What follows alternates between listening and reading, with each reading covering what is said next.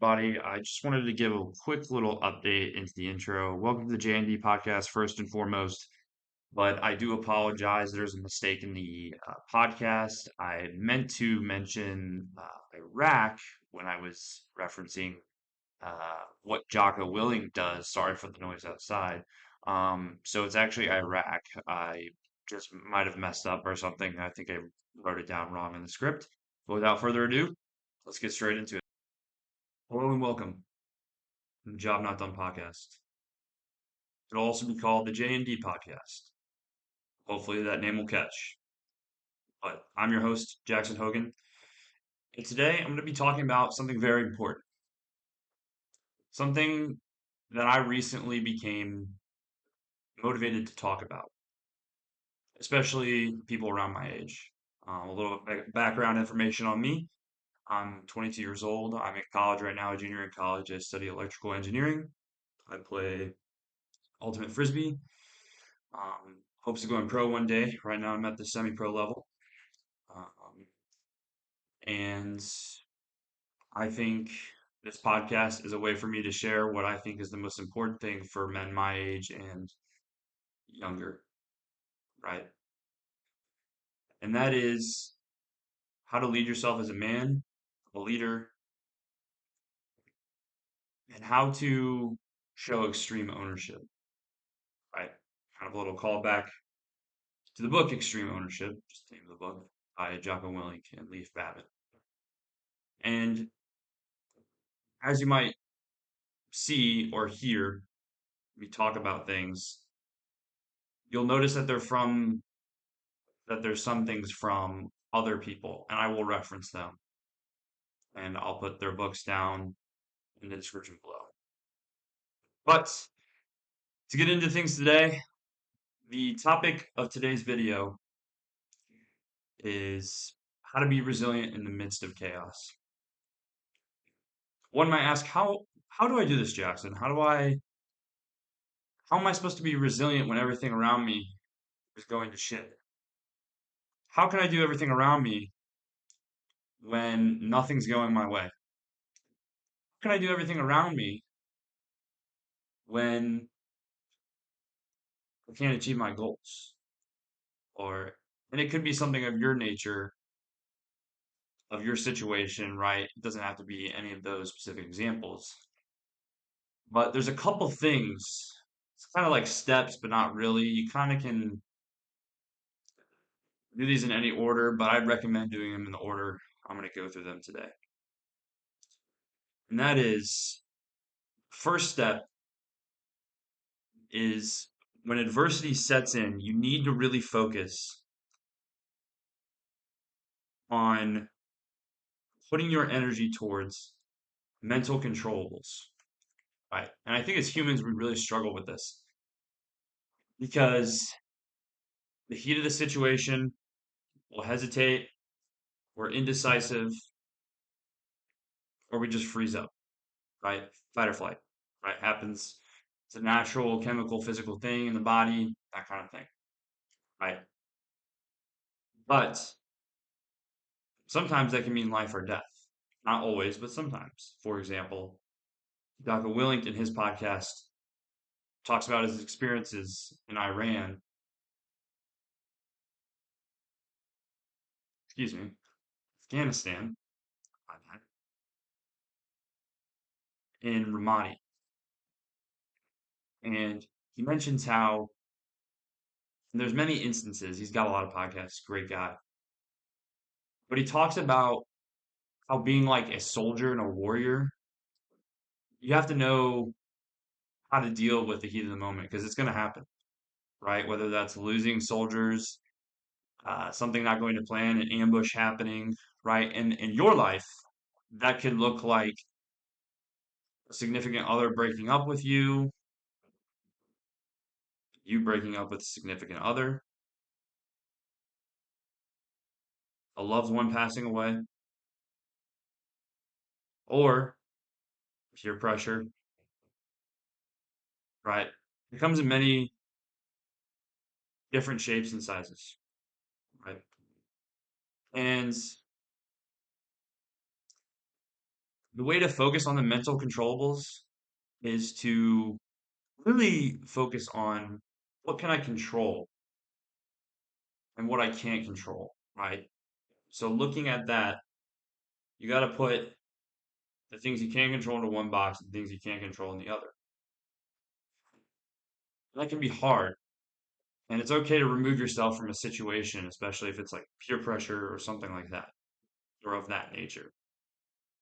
But after you kind of experience the chaos, right? And for you, it's not going to be the battlefield, or for you, it's not going to be the the field like soccer, baseball, whatever it may be, right? For you, it could be standing in the cafeteria in the lunch line and people pushing you to do stupid shit, or people making fun of you in front of all the other kids at school, or people making stupid ass comments about you that aren't true and you know they're not true, right? So in moments like that, things you can control would be, for example, tune them out, right? Let them be the way they are because they're just being stupid assholes, right? And what that allows you to do is right there that you're already building resilience. Now, it's not the key to everything, right? It's not the key to everything, right? The key to building the ultimate resilience. But it's the key to begin that journey, right? And eventually, in the moment, when that thing happens, like taking our example, other people will see that and be like, wow, like he's not giving into it. And those kids, they're acting stupid because if you give into it, they're going to think you look like the stupid one, right? Because you're playing into the emotions of those people that are giving you shit. So once you've removed yourself from that situation, once the school day's over, once the game's over, for the military example, once you're out of the combat zone, or even if you're in the combat zone, it's probably going to be if you're in the combat zone, right? Because you're going to have to make decisions on the fly. But most of us aren't in combat zone. Okay? But if you are, there is that. Um,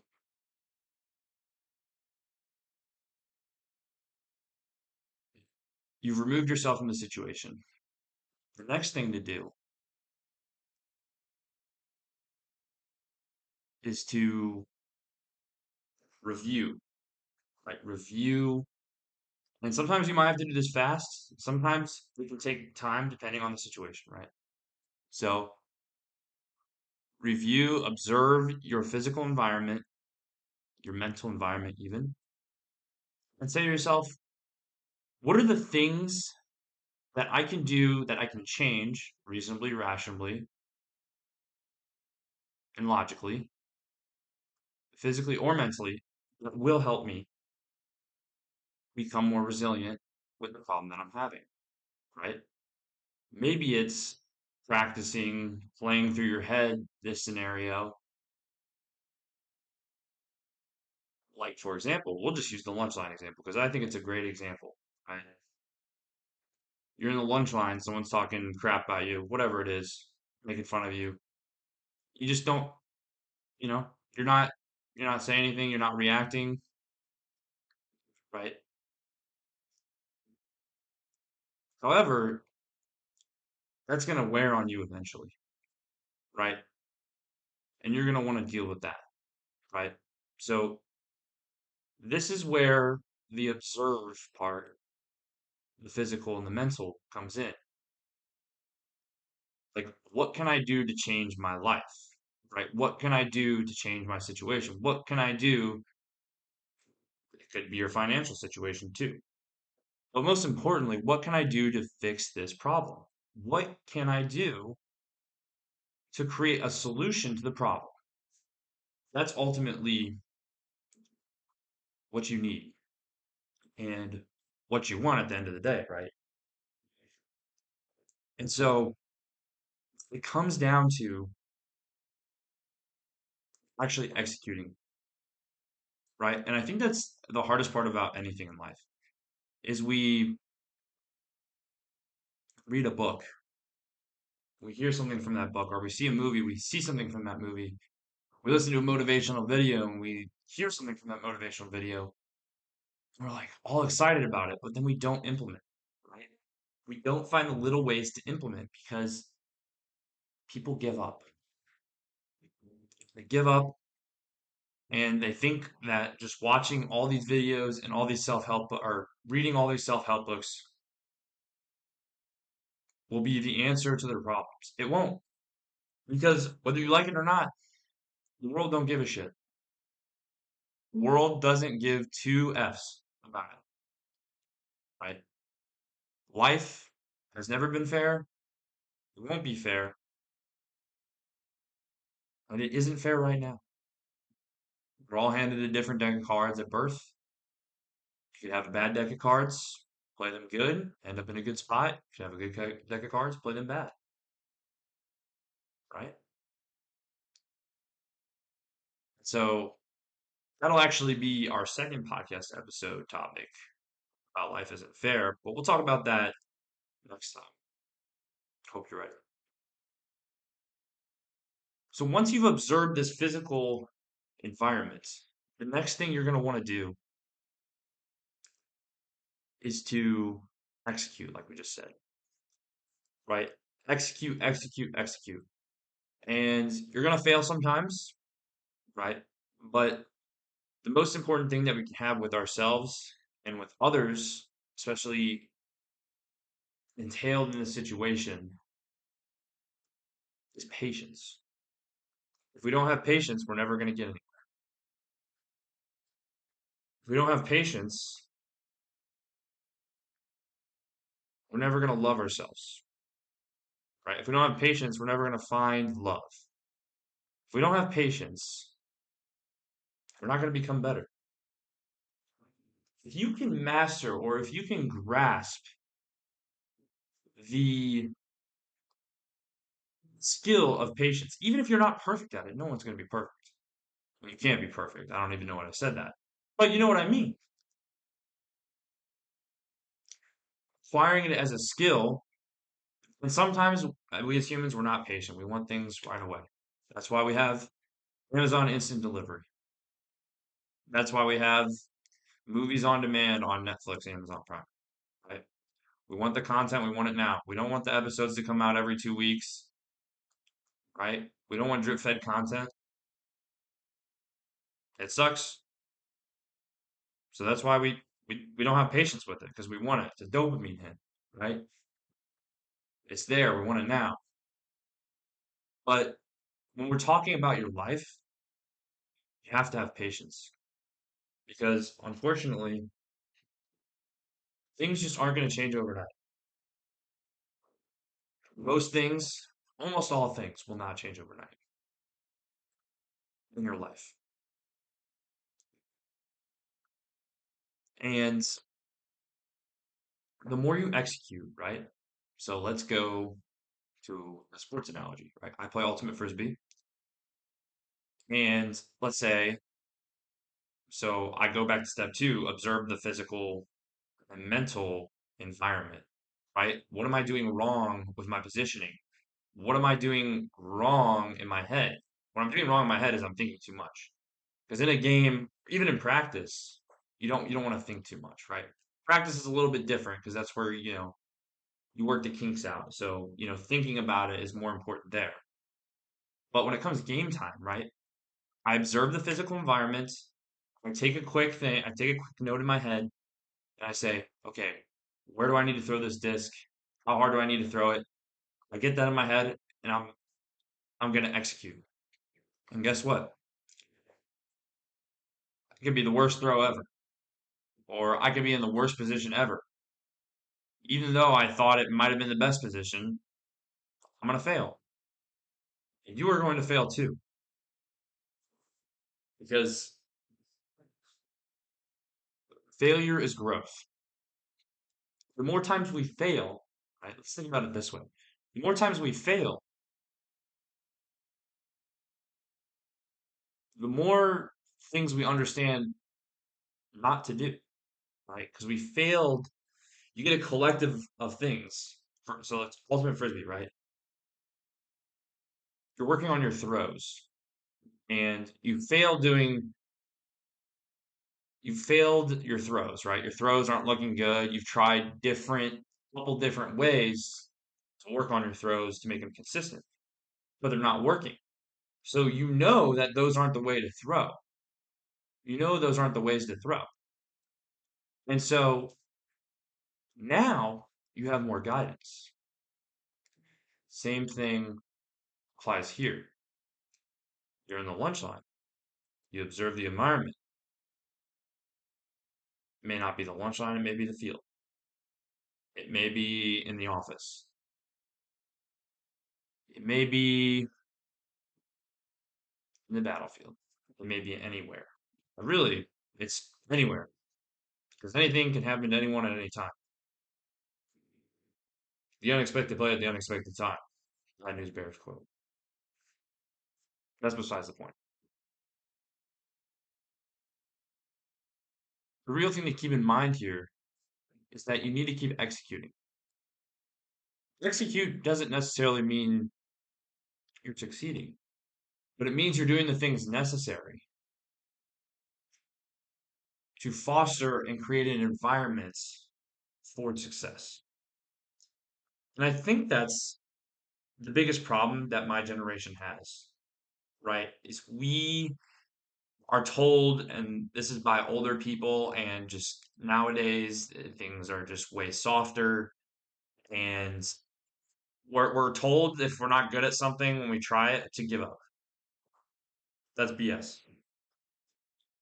If we're not good at something the first time we try it, a lot of people will give up. The majority of people give up. That's why only a small percentage of the world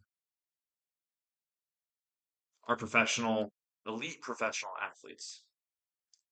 That's why a small percentage of the world are top entrepreneurs, right? It's just how it is. And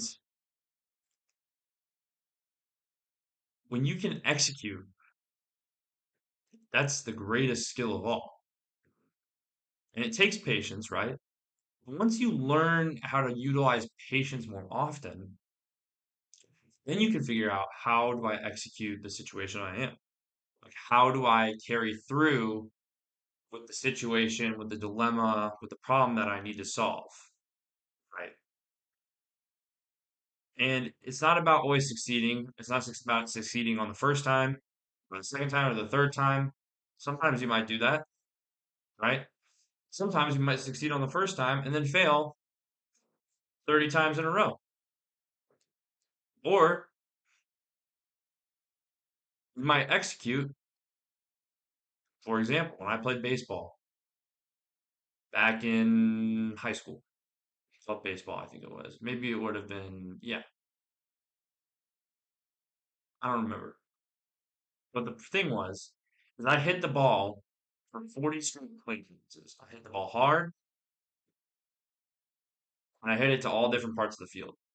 But guess what? I went 0 for 40. One game, I lined out to every single outfielder, left field, right field, and center field. Hit a line drive straight to him. Hard hit ball. Just right to him. Right? So if you create and foster this mindset that if I execute, I'm gonna succeed. No, that's not it at all. If you execute, you have the chance for success. But don't be discouraged by failure. Don't be unenthused by failure. Let that drive you more to want to get out there and go fucking get some. Go fucking get it and be a dog. Don't let stupid people, stupid excuses, and irrational thoughts in your head put you down. Don't let it happen. If you let it happen, it's gonna destroy you, man. Or, you know, if a girl is listening to this, woman listening to this, don't let it get you down. Life is too damn short, man. I mean, geez, we can, if you eat healthy, treat your body like a temple, do everything right. Obviously, genetics has parts to play in life expectancy and whatnot, but I mean, you could get to close to 100 years. That's a lot of time for us. But in the grand scheme of things, that's not a lot of time. And when you execute every day, it doesn't matter if you succeed or fail, right? Life starts to slow down and you start to feel like you have more time. And then you get motivated to do something. Something sparks in your head, right? And sometimes I feel this too, right? Sometimes we're in a routine. We just got to keep going, going, going, right? We got work, we got deadlines to meet. That's life. But when you feel that and you're executing though, it feels like you have more time. It gives you this sense of like creativity that like, oh my gosh, I could do this, right? I could do this. Sorry for that. I almost calling there. Um, but the real thing to remember here is that it's not going to be easy. It's going to be hard as hell. I've experienced this firsthand, man. You know,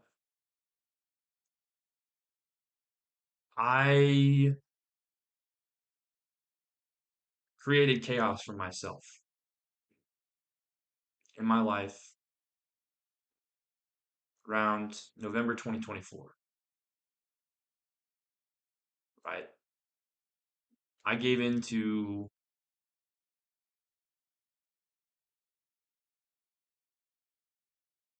temptation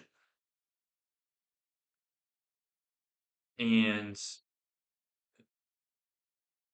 I really thought that I couldn't control it, that I couldn't ever be forgiven for what I did.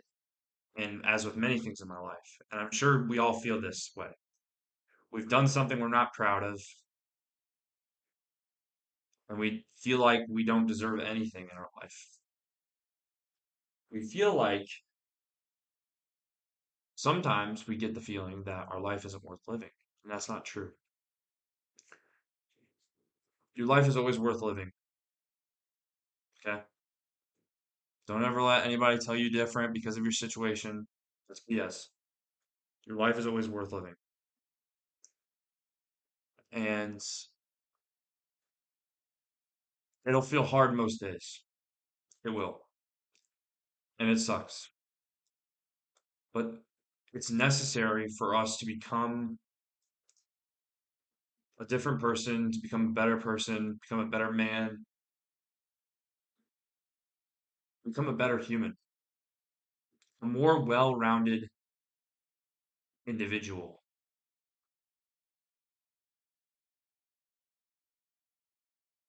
So if you understand, adopt, and foster this mindset of never giving up on yourself, because that's what it comes down to. If you never give up on yourself, you're not going to give up on people around you, and you're going to have faith in yourself and others. And what that does is creates sense of passion, a sense of vocation, calling, right? And when your life is in chaos, whether it be something that's out of your control or even if it's something that you caused yourself, you got to be able to deal with it.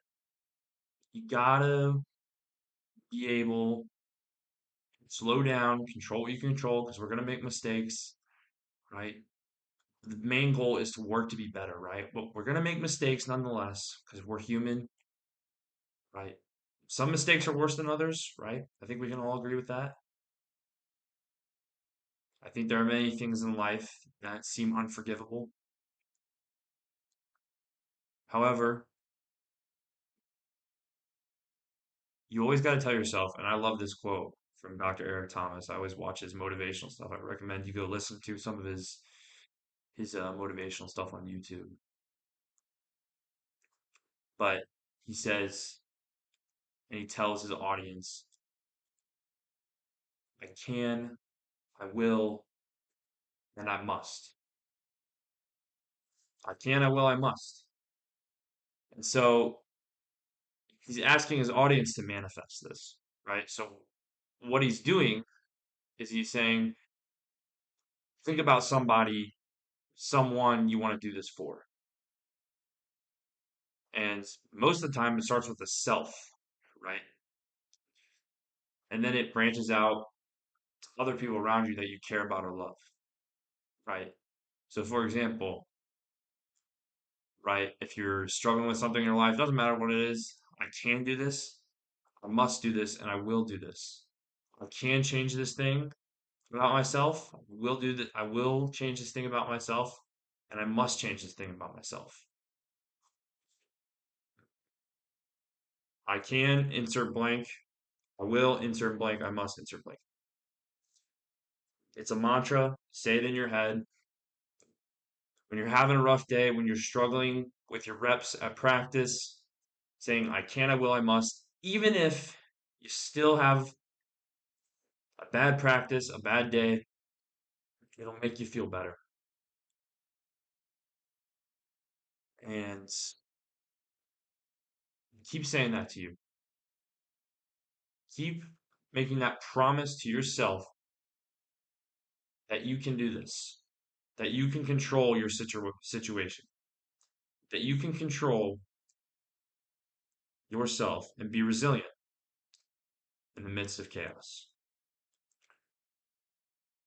That's what it's all about, right? And I think out of most things in life, I think having control and grasp of your situation is one of the best things that you can do, right?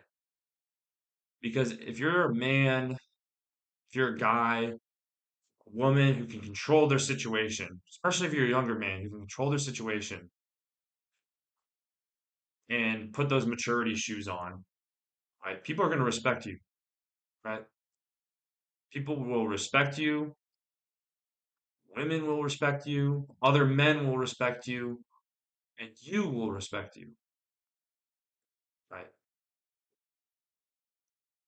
So the final point is to understand what you can control, right? Mental controllables of the situation, and then kind of observe your physical environment, right? And mental environment. Like kind of do a little mind talk with yourself. Like, how am I doing? What's going on in my head? How is my day from a mental aspect of things? Like, what was going on inside of me, right? And then last but not least, execute and have patience. So that'll wrap up today's episode of the JND Job Not Done podcast. And we'll kind of get into that. I think my outro will help you understand why Job Not Done is the name of my podcast. So remember this, don't approach life with a 1 day mentality. Approach it with a day one mentality. I'll see you next time. Have a good one. Peace.